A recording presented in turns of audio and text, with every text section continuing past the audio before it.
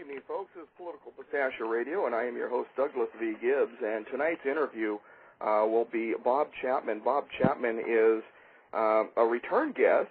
He's definitely got a wonderful history. He spent 3 years in the U.S. Army counterintelligence, mostly in Europe. Speaks a number of languages, German and French, and is conversant in Spanish. Lived in Europe for 6 years. 3 years in Africa, a year in Canada, another year in the Bahamas. Became a stockbroker in 1960, retired in 1988, and for 18 of those years, he owned his own brokerage firm. This is a man who understands economics. From 1962 to 1976, he specialized in South American gold shares, and he belonged to the Traders Association for 25 years, did all of his own trading. During the South African years, he some was done directly through Johannesburg, but 95% was done through the London brokerage firms. And in 1967, he began writing articles on business, finance, economics, and politics, having been printed and reprinted over the years in over 200 publications. He owned and wrote the Gary Allen Report, which had 30,000 subscribers. He currently is owner and editor of the International Forecaster. This is where you can get all the information you need on business, finance, economics, social and political issues worldwide. Reaches 10,000 investors and brokers monthly directly, and parts of his publication are picked up by 60 different websites weekly, exposing his ideas to over 10 million investors a week. And tonight he is our guest, and we've got a whole slew of topics we're going to talk about, but, cap and trade, general wall-pin firing are going to be the two primary topics. Welcome to the program, Mr. Chapman. It is great to have you back on Political Pistachio. Well, thank you very much. It's very nice to be here. And, yes, we've got a lot of wild things going on out there.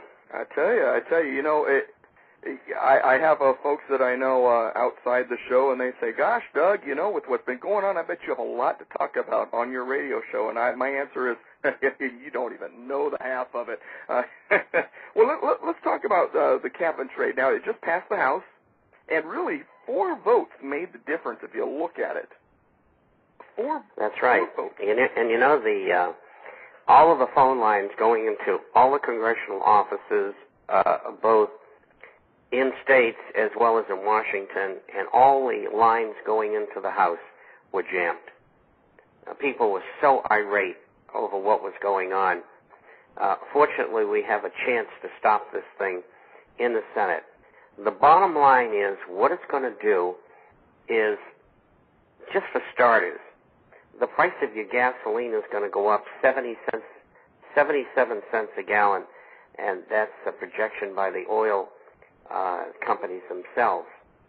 But overall, your costs are going to go up 20%. This is the biggest tax legislation ever passed in the history, I think, of any country, with the exception of some of the VATs that have been passed in Europe.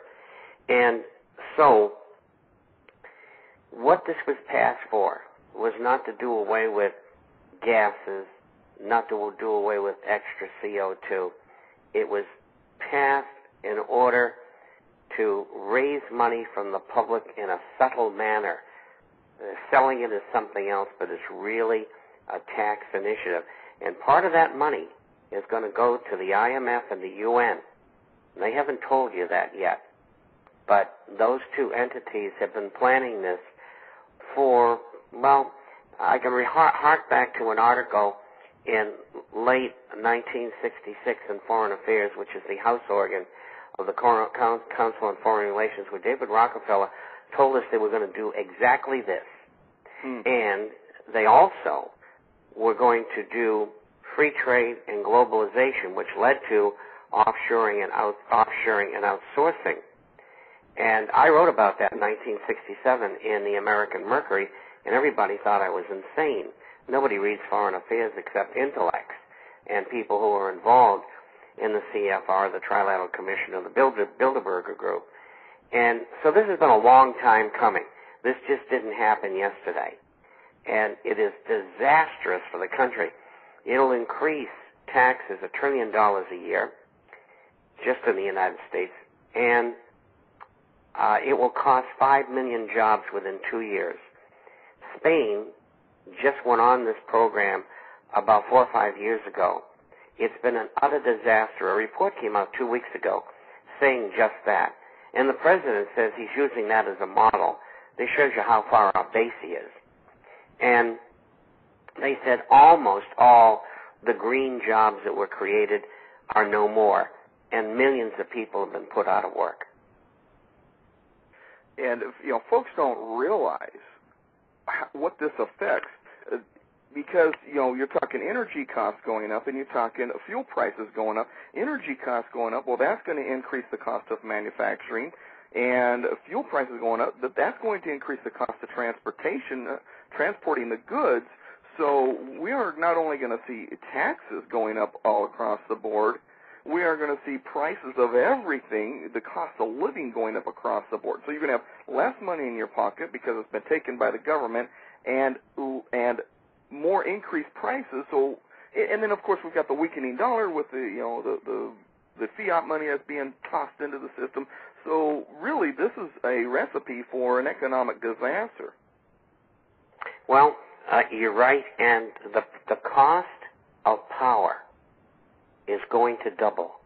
So if your electric bill is $100 a month, as soon as this goes into action, if it does, it'll be $200 a month. The people who are going to get hurt the most are the poor, the elderly, the retired. They are going to get whacked something terrible, because 20% overall is what they're going to end up paying. And Congress is contemplating passing universal health care. And how they're going to fund that is in 3 ways. Number one, increase the premiums to younger people who can subsidize the very ill and older people. Mm-hmm. Number two, what they're going to do is have bureaucrats decide what modalities, what treatments, what drugs will be given to certain people. Number three, that will lead into chronic illnesses, even at younger age, where the bureaucrats will allow the recipients of those diseases, we'll call them, to die. 70% of the medical costs incurred in the lifetime of an individual happen in the last year of their life.